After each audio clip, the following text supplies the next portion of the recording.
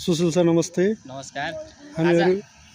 हामी आज कता छौँ किन आज छौँ? हामी यो डिभिजन वन कार्यालयमा आएका छौँ। हामी वृक्षरोपणको लागि बोट बिरुवाहरू लगिरहेको छौँ। हामी वडामा एउटा प्राकृतिक सौन्दर्य दिनको लागि अनि प्रकृतिलाई जोगाउनको लागि हामी डिभिजन वन कार्यालयदेखि कति नम्बर वडामा हो हामी? हामी चाहिँ अहिले 13 नम्बर वडा सानीमा कतिवटा बोर्ड हो सर? लगभग हाम्रो 2000 देखि 2500 को बिचमा छ। यो हामी मुख्य कहाँ लगाउने हो यो बोटहरू? कता कता लगाउनु पर्छ हामीले त्यहाँ वडामा?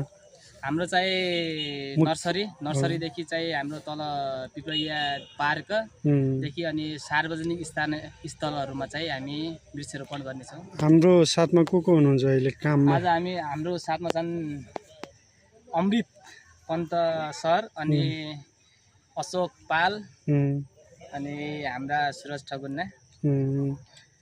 अनि सर यो बोट चाहिँ के को लग्ने हामी चाहिँ अहिले लिप्टिसको बोट छ अनि बकाइनो अनि हाम्रो चाहिँ सागवानदेखि त्यो पारिजातको फुल अनि चाहिँ हाम्रो वालाका बोटहरू छन्।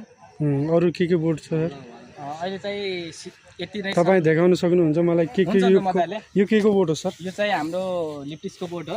अनि त्यो चाहिँ हाम्रो बकाइनो। यो बकाइनो भन्नाले के भयो सर? बकाइनो भन्नाले यो चाहिँ बाख्रालाई दिने विशेष घाँस भन्न सकिन्छ। तपाईँ हेर्नुहोस् है यो बकाइनाको कस्तो हुन्छ बोट, सानो हेर्नुहोस् त।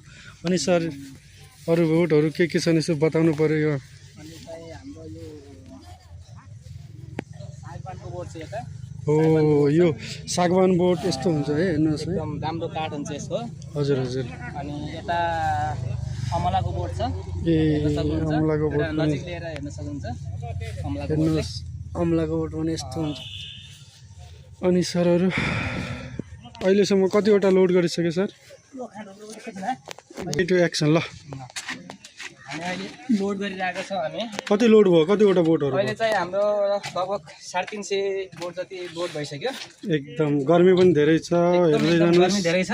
हाम्रो यो 400 बोट जति हाम्रो लोड भइसक्यो।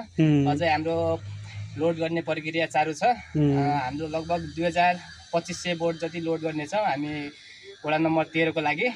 सबैले एक बोट रोक्नको लागि वडामा सबैले खटिनु पर्ने छ।